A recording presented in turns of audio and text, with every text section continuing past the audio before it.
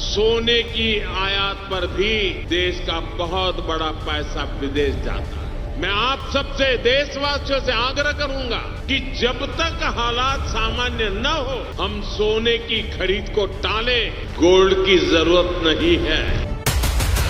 अभी इस अपील के बाद गोल्ड नया तो कम खरीदा जा रहा है, रिपेयर के लिए और पुराना एक्सचेंज करने के लिए सब आ रहे हैं। ठीक है, ये सोना चांदी ना खरीदने वाली अपील कहीं ना कहीं तक तो कुछ जायज़ है, लेकिन गहने ना खरीदें ये जायज़ नहीं है।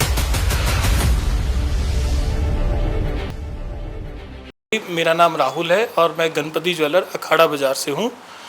और जैसा कि 2 दिन से पीएम मोदी जी देश के लिए अपील कर रहे हैं कि गोल्ड, पेट्रोल, ये सब चीज़ें थोड़ी सी यूज़ कम करें, क्योंकि ये सब हमें बाहर से मंगवाना पड़ता है।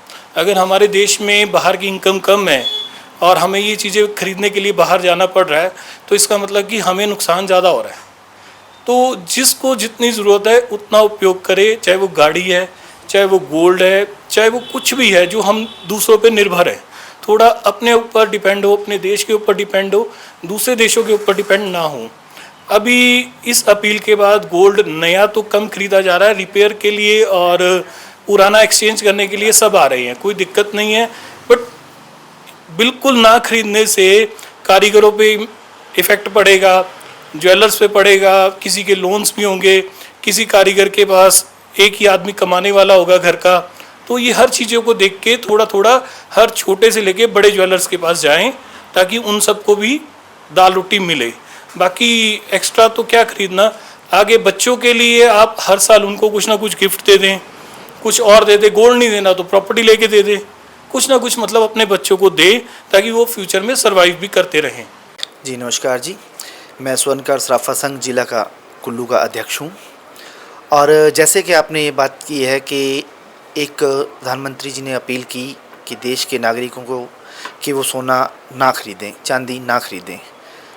ठीक है, ये सोना चांदी ना खरीदने वाली अपील कहीं ना कहीं तक तो कुछ जायज़ है, लेकिन गहने ना खरीदें ये जायज़ नहीं है। गहना जो है, गहना जो एक तरह का हमारे देश के अंदर एक अर्थव्यवस्था की नींव रखी गई है कि गहना खरीदना करना, इससे क्या रहता है कि सभी व्यक्ति अपने आप को एक कहीं ना कहीं से सोने के साथ जोड़ के रखते हैं, उनका विश्वास बना हुआ है सोने के साथ।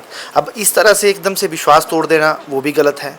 और दूसरी बात ये है कि हमारे जैसे शादी ब्याह में सबसे ज़्यादा बहुओं को, बेटियों को जो क्या है सोना और चांदी ही दिया जाता है। वो अपनी इच्छा अनुसार अपनी बिटिया को या अपनी इच्छा अनुसार अपनी वधू को सोना डालते हैं, और वो सोना कहीं ना कहीं उनकी आत्मशक्ति का विश्वास होता है, उनके लिए वो प्रेरित करता है, वो उनका एक तरह की शक्ति है। तो उसको हम एकदम से कैसे रोकें, ये चीज़ है।